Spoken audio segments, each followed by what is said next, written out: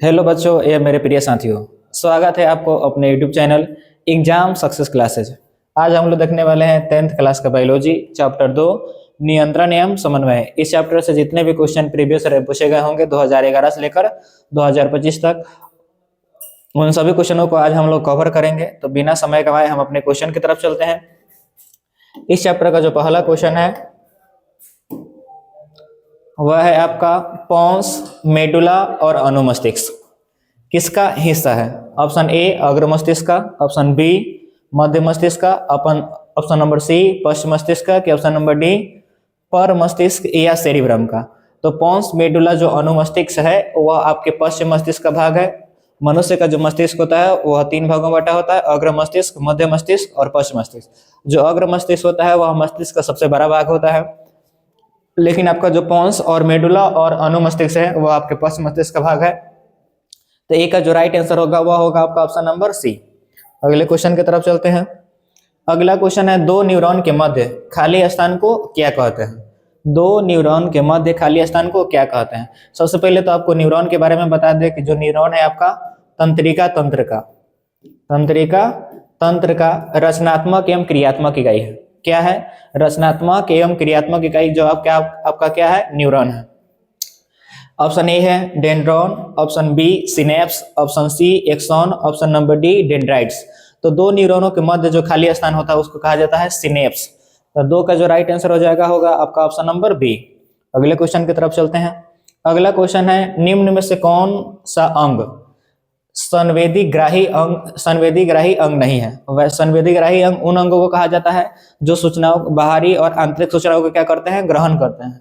Option A कान आवाज को ग्रहण करता है, ऑप्शन बी आंख वह प्रकाश को ग्रहण करता है, ऑप्शन सी नाक वह गंध को ग्रहण करता है। लेकिन दिमाग जो होता है वह विश्लेषण करने का काम होता है। इसका कौन सा काम गलत है, कौन सा काम सही है, वो सोचने समझने की क्षमता प्रदान करती है आपका दिमाग, वह संवेदन ग्राही अंग। 3 का जो राइट आंसर होगा वह होगा आपका ऑप्शन नंबर डी। अगले क्वेश्चन की तरफ चलते हैं। अगला क्वेश्चन है मेरुरज्जु निकलता है। ऑप्शन ए पर मस्तिष्क से, ऑप्शन बी अनुमस्तिष्क से, ऑप्शन सी पोन्स से, ऑप्शन नंबर डी मेडुला से। तो मेरुरज्जु जो निकलती है वह निकलती है आपके ऑप्शन नंबर बी अनुमस्तिष्क या सेरिबेलम से। अनुमस्तिष्क या सेरिबेलम से निकलती है आपकी मेरुरज्जु। तो राइट आंसर हो जाएगा आपका ऑप्शन नंबर बी। अगले क्वेश्चन की तरफ चलते हैं। अगला क्वेश्चन है मस्तिष्क का सबसे बड़ा भाग कौन सा है। तो पहले ही क्वेश्चन में आपको बता दिया गया है कि मस्तिष्क जो होता है वह 3 भागों में बटा होता है, अग्र मस्तिष्क, मध्य मस्तिष्क और पश्च मस्तिष्क। मस्तिष्क का जो सबसे बड़ा भाग होता है वह अग्र मस्तिष्क होता है, लगभग 80%। अग्र मस्तिष्क को कहा जाता है पर मस्तिष्क या सेरिबेलम। जो पर मस्तिष्क या सेरिब्रम, यह पूरे मस्तिष्क से कितनी प्रतिशत होती है? 80%। तो मस्तिष्क का सबसे बड़ा भाग क्या हो जाएगा? पर मस्तिष्क या सेरिब्रम। तो राइट आंसर हो जाएगा आपका ऑप्शन नंबर ए। अगले क्वेश्चन की तरफ चलते हैं। निम्नलिखित में से कौन सी अनैच्छिक क्रिया नहीं है। अनैच्छिक क्रिया का मतलब होता है ऐच्छिक क्रिया है। ऑप्शन ए वमन, ऑप्शन बी चबाना, ऑप्शन सी लार आना, ऑप्शन डी हृदय की धड़कन। तो हृदय की धड़कन चाहे वो लार आना हो चाहे वमन हो वह एक प्रकार का अनैच्छिक क्रिया है, लेकिन जो चबाना है वह आपका ऐच्छिक क्रिया है। मन करे तो चबाइए, ना मन करे तो ना चबाइए, मुंह बंद करके रख ले रहिए, कोनो दिक्कत परेशानी ना है। अगले क्वेश्चन की तरफ चलते हैं। Question number 7। न्यूरॉन का वह हिस्सा जहां जानकारी हासिल की जाती है। न्यूरॉन का वह हिस्सा जहां जानकारी हासिल की जाती है उसे क्या कहते हैं। Option A dendrite, option B तंत्रिका कक्ष, ऑप्शन सी कोशिका पिंड, ऑप्शन डी तंत्रिका तंत्र। न्यूरॉन का वह हिस्सा जहां जानकारियों की ग्रहण की जाती है उसे कहा जाता है डेंड्राइट। तो राइट आंसर हो जाएगा आपका ऑप्शन नंबर ए। अगले क्वेश्चन की तरफ चलते हैं। मानव मस्तिष्क का औसत भार कितना होता है। Option A 1 kg, option B 2 kg, option C 1.4 kg, option D इनमें से कोई नहीं। तो मानव मस्तिष्क का जो औसतन भार होता है वह होता है 1.4 kg। यह शरीर के आकार और आयतन पर भी निर्भर कर सकता है, थोड़ा बहुत घट सकता है, लेकिन औसतन जो भार होता है वह होता है 1.4 kg। तो 8 का जो राइट आंसर हो जाएगा आपका ऑप्शन नंबर सी होगा। अगले क्वेश्चन की तरफ चलते हैं। मानव में नर जनन ग्रंथि कहलाता है। मानव में नर जनन ग्रंथि क्या कहलाता है। ऑप्शन ए वृषण, ऑप्शन बी अधिवृषण, ऑप्शन सी शुक्राशय, ऑप्शन नंबर डी शुक्र जनन नलिका। तो मानव में जनन ग्रंथि जो कहलाता है वह वृषण कहलाता है। तो राइट आंसर हो जाएगा आपका ऑप्शन नंबर ए। अगले क्वेश्चन की तरफ चलते हैं। 10वां क्वेश्चन है आपका, मस्तिष्क का वह कौन सा भाग शरीर की स्थिति तथा संतुलन का अनुरक्षण करता है? ऑप्शन ए अग्र मस्तिष्क, ऑप्शन बी मध्य मस्तिष्क, ऑप्शन सी पश्चिम मस्तिष्क, आपका ऑप्शन नंबर सी है अनुमस्तिष्क, ऑप्शन नंबर डी है इनमें से कोई नहीं। तो 10 का जो राइट आंसर होगा वह होगा ऑप्शन नंबर सी, अनुमस्तिष्क या सेरिबेलम। अनुमस्तिष्क या सेरिबेलम जो है, जो वह शरीर के संतुलन में क्या करती है, सहायता करती है। तो 10 का राइट आंसर हो जाएगा आपका ऑप्शन नंबर सी। अगले क्वेश्चन की तरफ चलिए। तंत्रिका तंत्र की रचनात्मक एवं क्रियात्मक इकाई किसे कहते हैं? तो आपको हम बता चुके हैं कि जो तंत्रिका तंत्र की रचनात्मक एवं क्रियात्मक इकाई होती है वह होती है तंत्रिका कोशिका या न्यूरॉन, जो आपके ऑप्शन नंबर बी में है। तंत्रिका कोशिका कहिए या न्यूरॉन कहिए, तंत्रिका कोशिका या न्यूरॉन जो होती है वह तंत्रिका तंत्र का रचनात्मक एवं क्रियात्मक इकाई होती है। अगले क्वेश्चन की तरफ चलते हैं। इनमें से किसे रासायनिक दूत कहा जाता है? ऑप्शन ए पाचक रस को, ऑप्शन बी उद्दीपक को, ऑप्शन सी आवेग को, ऑप्शन डी हार्मोन को। तो जो रासायनिक दूत कहा जाता है वह कहा जाता है हार्मोन को। तो 12 का जो राइट आंसर हो जाएगा आपका ऑप्शन नंबर डी हो जाएगा। अगले क्वेश्चन की तरफ चलते हैं। मस्तिष्क उत्तरदायी होता है। मस्तिष्क के कार्यों में बहुत सारे कार्य फिक्स है, उसमें सोचने की भी कार्य होती है, हृदय स्पंदन के लिए भी होता है, शरीर का संतुलन बनाने के लिए भी होता है। तो मस्तिष्क इन सभी कार्यों को करती है। तो राइट आंसर हो जाएगा आपका ऑप्शन नंबर डी। 13 का जो राइट आंसर हो जाएगा आपका ऑप्शन नंबर डी हो जाएगा। अगले क्वेश्चन की तरफ चलते हैं। थायरॉक्सिन हार्मोन के संश्लेषण में किसका होना आवश्यक है? ऑप्शन ए क्लोरीन का, ऑप्शन बी आयोडीन का, ऑप्शन सी मैग्नीज का, ऑप्शन नंबर डी आयरन का। तो थायरॉक्सिन हार्मोन के संश्लेषण के लिए आयोडीन का होना आवश्यक है। तो राइट आंसर हो जाएगा आपका ऑप्शन नंबर बी। मनुष्य में कपाल तंत्रिकाओं की संख्या कितनी होती है? ऑप्शन ए 12 जोड़ी, ऑप्शन बी 24 जोड़ी, ऑप्शन सी 31 जोड़ी, ऑप्शन नंबर डी 10 जोड़ी। तो मनुष्य में कपाल और तंत्रिकाओं की जो संख्या होती है वह होती है 12 जोड़ी अर्थात 24 होती है। 15 का राइट आंसर हो जाएगा आपका ऑप्शन नंबर ए। अगले क्वेश्चन की तरफ चलते हैं। मस्तिष्क का वह कौन सा भाग हमें गंध पहचानने का केंद्र है? मस्तिष्क का जो कौन सा भाग है वह गंध को पहचानता है? ऑप्शन ए मध्य मस्तिष्क, ऑप्शन बी अग्र मस्तिष्क, ऑप्शन नंबर सी पश्चिम मस्तिष्क, ऑप्शन नंबर डी इनमें से कोई नहीं। 16 का जो राइट आंसर हो जाएगा वह होगा आपका ऑप्शन नंबर बी।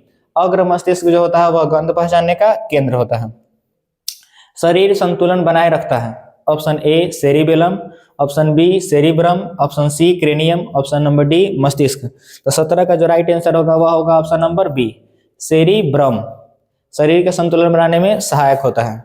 अगले क्वेश्चन की तरफ चलते हैं। मानव शरीर में सबसे लंबी कोशिका कौन सी है?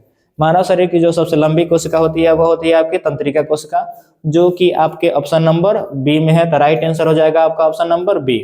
बिना समय गवाए हम अगले क्वेश्चन की तरफ चलते हैं।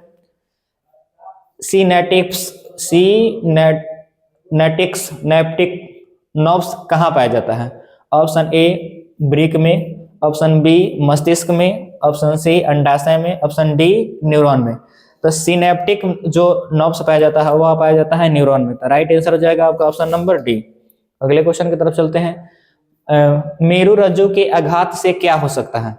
ऑप्शन ए घेघा, ऑप्शन बी बौनापन, ऑप्शन डी मधुमेह, ऑप्शन नंबर डी लकवा। तो मेरु रज्जु के आघात से आपको लकवा हो सकता है। लकवा को ही हम लोग पैरालिसिस कहते हैं। क्या कहते हैं? पैरालिसिस। अगले क्वेश्चन की तरफ चलते हैं। इंसुलिन की कमी से क्या होता है? ऑप्शन ए घेघा, ऑप्शन बी बौनापन, ऑप्शन सी मधुमेह, ऑप्शन नंबर डी इनमें से कोई नहीं। तो इंसुलिन जो हार्मोन निकलती है वह अग्नाशय के लैंगरहैंस दूपिकाओं से निकलती है। कहाँ से निकलती है? अग्नाशय के लैंगरहैंस दूपिकाओं से।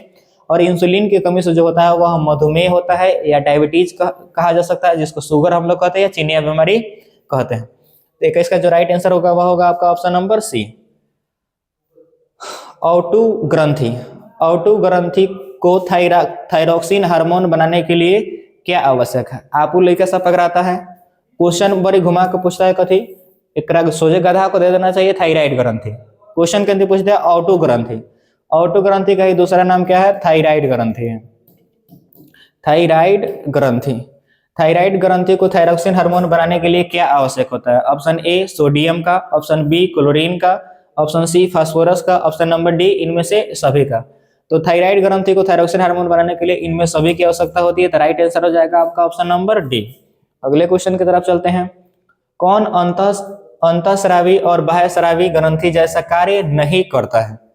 कौन अंतःस्रावी और बाह्यस्रावी ग्रंथि जैसे कार्य नहीं करता? ऑप्शन ए अमाशय, ऑप्शन बी पीयूष ग्रंथि, ऑप्शन सी अंडाशय, ऑप्शन डी वृषण। जो पीयूष ग्रंथि होती है जिसे मास्टर ग्रंथि कहा जाता है या पिट्यूटरी ग्रंथि कहते हैं, पिट्यूटरी ग्रंथि कहिए तब, चाहे मास्टर ग्रंथि कहिए तब, चाहे पीयूष ग्रंथि कहिए तब, वह अंत और बाह्यस्रावी ग्रंथि जैसे कार्य नहीं करती है, वह केवल अंतःस्रावी ग्रंथि है। कौन? पिट्यूटरी ग्रंथि या पीयूष ग्रंथि या मास्टर ग्रंथि जिसे कहते हैं। अगले क्वेश्चन की तरफ चलते हैं। इनमें से कौन पिट्यूटरी ग्रंथि से निकलने वाला हार्मोन है? तो पिट्यूटरी, ऑप्शन ए वृद्धि hormone, option B thyroxine hormone, option C insulin hormone, option D androgen hormone. तो पिट्यूटरी ग्रंथि से जो निकलने वाला हार्मोन है वह है वृद्धि हार्मोन। थायरोक्सिन हार्मोन तो थायराइड ग्रंथि से निकलती है। इंसुलिन हार्मोन अग्नाशय के लैंगिक विकास से निकलती है। और एस्ट्रोजन से एंड्रोजन जो है वह वृषण से निकलती है। अगले क्वेश्चन की तरफ चलते हैं। निम्नलिखित में से कौन आपातकाल हार्मोन है? आपातकाल की स्थिति में जब सभी हार्मोन कार्य करना बंद करता है उस समय एक हार्मोन एक्टिव होता है डर के माहौल में, उसे कहते कहा जाता है आपातकाल का हार्मोन। तो option A adrenaline, option B estrogen, option B पाराथोरोथायरमोन, ऑप्शन डी कैल्सिटोनिन। तो आपातकाल हार्मोन के रूप में जाना जाता है एड्रीनालिन को। राइट आंसर हो जाएगा आपका ऑप्शन नंबर ए। अगले क्वेश्चन की तरफ चलते हैं। रक्त में ग्लूकोज की मात्रा निम्नलिखित में से कौन नहीं नियंत्रित करता है? रक्त में ग्लूकोज की मात्रा को नियंत्रित कौन नहीं करता है? ऑप्शन ए इंसुलिन करता है, ऑप्शन बी ग्लूकागॉन करता है, ऑप्शन सी गैस्ट्रीन यह नहीं करता है, ऑप्शन डी सोमैटोस्टेनिन यह भी करता है। तो राइट आंसर हो जाएगा आपका ऑप्शन नंबर सी। अगले क्वेश्चन की तरफ चलते हैं। अगला क्वेश्चन है आपका, हार्मोन स्रावित होता है ऑप्शन ए अंतःस्रावी ग्रंथि से, ऑप्शन बी बहिस्रावी ग्रंथि से, ऑप्शन सी नलिका से, ऑप्शन नंबर डी इनमें से कोई नहीं। जो हार्मोन स्रावित होती है वह अंतःस्रावित ग्रंथियों से स्रावित होती है। मनुष्य में मुख्यतः 6 अंतःस्रावित ग्रंथि पाया जाता है, जिसमें पिट्यूटरी ग्रंथि है, थायराइड ग्रंथि है, पाराथायराइड ग्रंथि है, एड्रिनल ग्रंथि है, अग्न्याशय की लैंगिक धूपिका है, उसके बाद में जनन ग्रंथि है। तो मुख्य रूप से 6 अंतःस्रावित ग्रंथियां पाई जाती है मनुष्य के शरीर में। अगले क्वेश्चन की तरफ चलते हैं। मनुष्य के शरीर की सबसे बड़ी ग्रंथि क्या है? तो मनुष्य की शरीर की सबसे बड़ी ग्रंथि जो है वह है आपका यकृत या लीवर, यकृत या लीवर, जिसका भार औसतन लगभग 1.5 kg होता है। अगले क्वेश्चन की तरफ चलते हैं। अगला क्वेश्चन है आपका एंड्रोजन है ऑप्शन ए नर हार्मोन, ऑप्शन बी मादा हार्मोन, ऑप्शन सी पाचक hormone, option number D enzyme. तो एंड्रोजन जो है आपका नर हार्मोन है। तो राइट आंसर हो जाएगा आपका ऑप्शन नंबर ए। अगले क्वेश्चन की तरफ चलते हैं। रुधिर चाप इनमें से कौन नियंत्रित करता है? Option A thymus, option B thyroid, option C adrenal, option D वृषण। रक्तचाप यानी ब्लड प्रेशर को जो नियंत्रित करने का काम करती है वह एड्रिनल ग्रंथि से जो निकलने वाले हार्मोन होती है वह करती है। तो राइट आंसर हो जाएगा आपका ऑप्शन नंबर सी। अगले क्वेश्चन की तरफ चलते हैं। टेस्टोस्टेरोन स्रावित होता है, जो टेस्टोस्टेरोन हार्मोन होता है वह कहां से स्रावित होता है? ऑप्शन ए वृषण से, ऑप्शन बी वृक्क से, ऑप्शन सी अंडाशय से, ऑप्शन डी थायराइड ग्रंथि से। तो टेस्टोस्टेरोन जो हार्मोन जो स्रावित होता है वह वृषण से स्रावित होता है। तो राइट आंसर हो जाएगा आपका ऑप्शन ए। अगले क्वेश्चन की तरफ चलते हैं। Dot dot dot birth hormone के नाम से जाना जाता है। वैसा हार्मोन जो जन्म के समय स्रावित होता है उसे कहा जाता है बर्थ हार्मोन या जन्म हार्मोन के नाम से जाना जाता है। Option A thyroxine, option B prolactin, option C secretin, option D oxytocin. तो बर्थ हार्मोन के रूप में जो जाना जाता है वह ऑक्सीटोसिन को जाना जाता है। तो राइट आंसर हो जाएगा आपका ऑप्शन नंबर डी। अगले क्वेश्चन की तरफ चलते हैं। अगला क्वेश्चन है, किशोरावस्था में होने वाले शारीरिक परिवर्तन का कारण क्या है?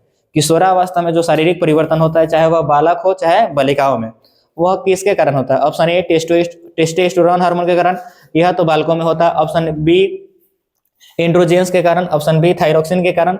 तो जो राइट आंसर हो जाएगा आपका ऑप्शन नंबर डी होगा, ए और बी। स्त्रियों में बालिकाओं में जो शारीरिक परिवर्तन होता है वह एस्ट्रोजन हार्मोन के कारण होता है, और बालकों के शरीर में जो शारीरिक परिवर्तन होता है वह होता है टेस्टोस्टेरोन हार्मोन के कारण। तो आपसे बोला है किशोरावस्था में, तो किशोरावस्था में तो लड़का और लड़की दोनों में ना परिवर्तन होता है, कि हम लोग में हो जाता है लड़कियों में ना होता है, सब में होता है। तो राइट आंसर हो जाएगा आपका ऑप्शन नंबर डी। अगले क्वेश्चन की तरफ चलिए। कॉपर्स ल्यूटियम से स्रावित मानव हार्मोन क्या है? कॉपर ल्यूटियम से स्रावित मानव हार्मोन क्या है? Option A androgens, option B progesterone, option C estrogen, option D testosterone. तो 34 का जो राइट आंसर होगा वह होगा आपका option number B, progesterone hormone, जो गर्भावस्था में मदद करती है। जो प्रोजेस्टेरॉन हार्मोन होता है वह किसमें मदद करती है? गर्भावस्था में मदद करती है। तो 34 का राइट आंसर हो जाएगा आपका ऑप्शन नंबर बी। अगले क्वेश्चन की तरफ चलिए। निम्न में से कौन हेट्रोक्राइन ग्रंथि है? ऑप्शन ए पिट्यूटरी ग्रंथि, ऑप्शन बी यकृत ग्रंथि, ऑप्शन सी ब्रीसन, ऑप्शन नंबर डी थायराइड ग्रंथि। तो हेट्रोक्राइन ग्रंथि का जो संबंध है वह ब्रीसन से है। तो राइट आंसर हो जाएगा आपका ऑप्शन नंबर सी। अगले क्वेश्चन की तरफ चलते हैं। निम्नलिखित में से कौन पुरुष हार्मोन है? Option A adrenaline, option B estrogen, option C testosterone, option D insulin. तो 36 का जो राइट आंसर हो जाएगा आपका ऑप्शन नंबर सी हो जाएगा। टेस्टोस्टेरोन हार्मोन जो है वह एक प्रकार का पुरुष हार्मोन है जो पुरुषों में लैंगिक आचरण को करता है, नियुक्त करता है। अगले क्वेश्चन की तरफ चलते हैं। 37 नंबर क्वेश्चन है आपका, किसे रासायनिक दूत कहा जाता है? यह आपका रिपीट क्वेश्चन है। ऑप्शन ए उद्दीपक को, ऑप्शन बी पाचक रस को, ऑप्शन सी हार्मोन को, ऑप्शन नंबर डी आवेग को। तो रासायनिक दूत जो कहा जाता है वह कहा जाता है हार्मोन को। अगले क्वेश्चन की तरफ चलते हैं। हार्मोन ये है जो रासायनिक क्रियाओं के नियंत्रण एवं समन्वय में मदद करती है। अगला जो क्वेश्चन है आपका 38 नंबर क्वेश्चन, किससे बचने के लिए आयोडीन युक्त नमक का प्रयोग की सलाह दी जाती है? कौन से रोग से बचने के लिए आयोडीन युक्त नमक की सलाह दी जाती है? ऑप्शन ए मधुमेह, ऑप्शन बी घेघा, ऑप्शन सी उच्च रक्तचाप यानी ब्लड प्रेशर, ऑप्शन डी इनमें से कोई नहीं। तो आयोडीन की कमी से जो होता है वह घेघा रोग होता है। तो इसलिए कहा जाता है कि घेघा रोग से आपको बचने के लिए आयोडीन युक्त नमक लेने की सलाह दी जाती है। चलिए अगले क्वेश्चन की तरफ चलते हैं। अगला क्वेश्चन है आपका 39 नंबर क्वेश्चन, ग्वाइटर अथवा घेघा रोग, ग्वाइटर अथवा घेघा रोग होता है, अभी बताया गया है किसके कमी से? तो वह हो सकता है किसके कमी से? आयोडीन की कमी से जो होता है ग्वाइटर या घेघा रोग होता है। तो 39 का राइट आंसर हो जाएगा आपका ऑप्शन नंबर बी। अगले क्वेश्चन की तरफ चलिए। रक्त में शर्करा की मात्रा नियंत्रित रहती है। ऑप्शन ए ग्लूकागन के कारण, ऑप्शन बी इंसुलिन के कारण, ऑप्शन सी गैस्ट्रीन के कारण, ऑप्शन नंबर डी सोमेटोस्टेनिन के कारण। तो 40 का जो राइट आंसर होगा वह होगा option number B, insulin hormone के कारण रक्त में ग्लूकोज की मात्रा नियंत्रित होती है। वही जब रक्त में ग्लूकोज की मात्रा बढ़ जाती है तो हमको कहा जाता है कि आपके शरीर में मधुमेह या डायबिटीज या शुगर रोग जो होता है वह हो गया है। अगले क्वेश्चन की तरफ चलते हैं। अग्न्याशय क्या स्रावित करता है? Option A insulin, option B adrenin, option C estrogen, option D इनमें से कोई नहीं। अग्न्याशय की लैंगरहैंस दूपिकाओं से इंसुलिन हार्मोन स्रावित होता है। तो राइट आंसर हो जाएगा आपका ऑप्शन नंबर ए। अगले क्वेश्चन की तरफ चलते हैं। क्वेश्चन नंबर 42, सबसे छोटी अंतःस्रावित ग्रंथि क्या है? सबसे बड़ी अंतःस्रावित ग्रंथि तो होगा आपका यकृत या लीवर। सबसे छोटी अंतःस्रावित ग्रंथि जो होती है वह पिनियल ग्रंथि होती है। तो राइट आंसर हो जाएगा आपका ऑप्शन नंबर सी। अगले क्वेश्चन की तरफ चलिए। एंड्रोजेंस स्रावित होता है। ऑप्शन ए अंडाशय से, ऑप्शन बी वृषण से, ऑप्शन सी ग्रहणी द्वारा, ऑप्शन डी अमाशय द्वारा। तो 43 का जो राइट आंसर होगा वह होगा ऑप्शन नंबर बी, एंड्रोजेंस जो स्रावित होता है वह वृषण द्वारा स्रावित होता है। अगले क्वेश्चन की तरफ चलते हैं। 44 नंबर क्वेश्चन है, हमें किससे उचित मात्रा में आयोडीन प्राप्त होता है? ऑप्शन ए चावल से, ऑप्शन बी नमक नहीं यार नमक होगा, ऑप्शन बी नमक से, ऑप्शन सी चीनी से, ऑप्शन नंबर डी इनमें से कोई नहीं। तो हमें उचित मात्रा में जो आयोडीन प्राप्त होती है वह नमक से होती है। तो राइट आंसर हो जाएगा आपका ऑप्शन नंबर बी। अगले क्वेश्चन की तरफ चलिए। ऑक्सीन क्या है? एक हार्मोन है, ऑप्शन बी कि वसा है, कि ऑप्शन सी एंजाइम है, कि ऑप्शन डी कार्बोहाइड्रेट है। तो ऑक्सीन जो है एक प्रकार का हार्मोन है, वह भी कैसा हार्मोन है? तो वह पादप हार्मोन है। क्या है? पादप हार्मोन। पेड़ पौधों में मुख्य रूप से 5 जो हार्मोन पाए जाते हैं, उसमें ऑक्सिन होता है, जिब्रेलिन्स होता है, साइटोकाइनिन होता है, एब्सिसिक एसिड होता है और एथिलीन होता है। आगे इस सबसे क्वेश्चन, इससे संबंधित क्वेश्चन आपको देखने को मिलेंगे, तो आप बने रहिए। अगले क्वेश्चन की तरफ चलते हैं। जड़ का अधोगामी वृद्धि होता है। जड़ का अधोगामी वृद्धि होता है। ऑप्शन ए प्रकाश अनुवर्तन के कारण, ऑप्शन बी गुरुत्वानुवर्तन के कारण, ऑप्शन सी जलानुवर्तन के कारण, कि ऑप्शन नंबर डी रासायनिक अनुवर्तन के कारण।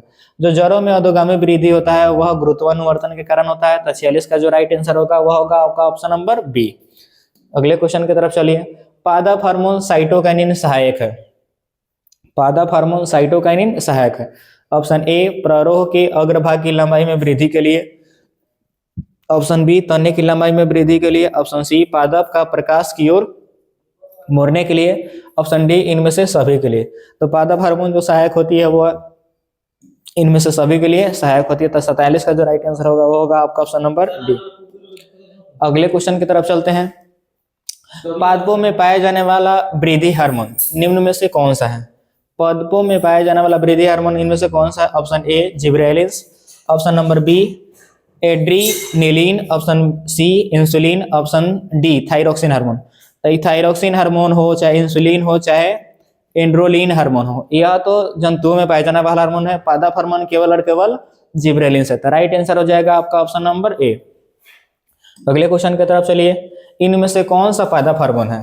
पादप हार्मोन इनमें से कौन सा है? Option A insulin, option B thyroxine, option C estrogen, option D cytokinin. तो चाहे वह इंसुलिन हो, चाहे थायरोक्सिन हो, चाहे एस्ट्रोजन हो, वह जंतुओं में पाए जाने वाला हार्मोन है, मनुष्य में पाए जाने वाला हार्मोन है। राइट आंसर हो जाएगा जो होगा आपका ऑप्शन नंबर डी होगा। साइटोकाइनिन एक पादप हार्मोन है। अगले क्वेश्चन की तरफ चलिए। यह पौधों के तनों की लंबाई में वृद्धि करता है। कौन करता है? Option A auxin, option B gibberellins, option C A और बी दोनों, ऑप्शन डी साइटोकाइनिन। तो पौधों की लंबाई में जो वृद्धि करता है वह ऑक्सिन भी करता है, जिब्रेलिन्स भी करता है। तो राइट आंसर हो जाएगा आपका ऑप्शन नंबर सी ए और बी दोनों। अगले क्वेश्चन की तरफ चलते हैं।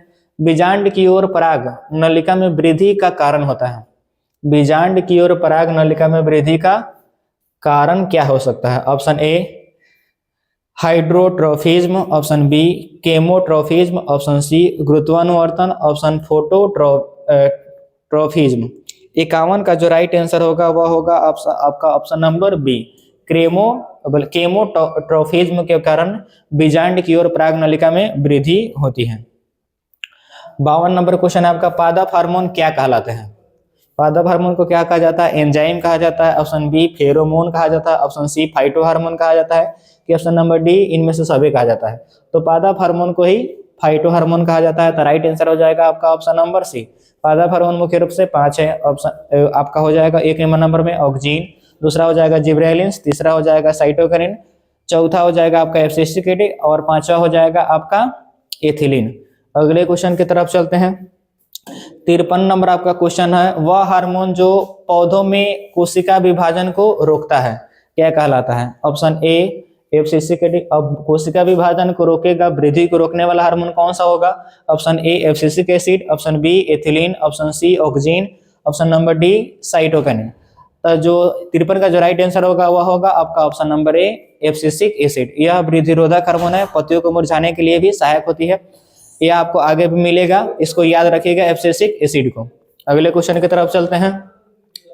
फलों के पकाने को निम्न में से किससे नियंत्रित किया जा सकता है? तो फलों को जो पकाने वाला हार्मोन होता है वह कौन सा होता है? यह आपसे क्वेश्चन पूछा जा रहा है। Option A auxin, option B gibberellins, option C ethylene, option D cytokinin. जो फलों को पकाने वाला हार्मोन होता है वह होता है एथिलीन। तो राइट आंसर हो जाएगा आपका ऑप्शन नंबर सी। अब से यह भी क्वेश्चन पूछा जा सकता है कि गैस के रूप में पाया जाने वाला हार्मोन कौन सा है? तो अभी आपका कौन होगा? एथिलीन होगा। यह पूछा जा सकता है, याद रखिएगा इसको। अगले क्वेश्चन की तरफ चलते हैं। निम्नलिखित में से कौन गुरुत्वानुवर्तन का उदाहरण है? ऑप्शन ए फलों की वृद्धि, ऑप्शन बी जड़ों की वृद्धि, ऑप्शन सी फूल की वृद्धि, ऑप्शन डी इनमें से कोई नहीं। तो गुरुत्वानुवर्तन का जो उदाहरण है वह जड़ों की वृद्धि है, क्या कि वह पृथ्वी के गुरुत्वाकर्षण बल की ओर गति करते हैं। क्वेश्चन नंबर है आपका अगला 56 नंबर क्वेश्चन। निम्नलिखित में से कौन पादप हार्मोन नहीं है? पादप हार्मोन जो 5 होते हैं उनमें से कौन नहीं? ऑप्शन ए एथिलीन है, कि फल पकाने वाला हार्मोन कौन है? एथिलीन है, फल पकाने वाला हार्मोन। अगला है आपका साइटोकिनिन, यह भी होता है। ऑप्शन नंबर सी है ऑक्सीजन, ऑक्सीन, ऑक्सीन ऑक्सीन लिखा गया। ऑप्शन डी है साइटो ऑक्सीटिसोन। तो ऑक्सीटोसिन जो हार्मोन होता है वह एक मनुष्य में पाया जाने वाला हार्मोन है, तो वह पादप हार्मोन नहीं होगा। तो राइट आंसर हो जाएगा आपका 56 का ऑप्शन नंबर डी। अगले क्वेश्चन की तरफ चलते हैं। जिब्रेलिन है, तो जिब्रेलिन क्या है? Option A hormone, option B वसा, option C enzyme, option D carbohydrate. जो आपका जिब्रेलिन है वह आपका हार्मोन है। जिब्रेलिन क्या है? एक प्रकार का हार्मोन है। वह भी कैसा हार्मोन है? तो वह भी वह आपका पादप हार्मोन है। क्या है? पादप, म लिखा गया है, पादप हार्मोन। दूसरे कुछ पढ़ा जाएगा वो। चलिए अगले क्वेश्चन की तरफ चलते हैं। Question number 58। किस हार्मोन के प्रभाव से पत्तियां क्या हो जाती है? मुरझा जाती है। तो आपको बोले थे याद रखने के लिए एब्सिसिक एसिड। एब्सिसिक एसिड के प्रयोग से पत्तियां जो होती है वो मुरझा जाती है, नष्ट हो जाती है, और पेड़ पौधे भी क्या हो जाते हैं? नष्ट हो जाते हैं। इस चैप्टर का लास्ट क्वेश्चन है, पादप हार्मोन का एक उदाहरण है। Option A IAA, option B TSH, option C ACH, option D ACTH। आपको लेकर सब अगलाता है। इसका जो राइट आंसर होगा वह होगा आपका ऑप्शन नंबर ए। इसका जो फुल फॉर्म होता है indole acetic, indole acetic acid. तो पादप हार्मोन का जो उदाहरण हो जाएगा वो आपका option number C, option number A हो जाएगा राइट आंसर। अगले इस चैप्टर से जितने भी ऑब्जेक्टिव क्वेश्चन निकलने वाले थे वो हम लोगों ने सब कवर कर लिया है। उम्मीद करते हैं कि वीडियो अच्छी लगी होगी। अगर वीडियो अच्छी लगी हो तो लाइक, शेयर और सब्सक्राइब जरूर करें। साथ ही साथ अपने दोस्तों के पास शेयर करें। धन्यवाद।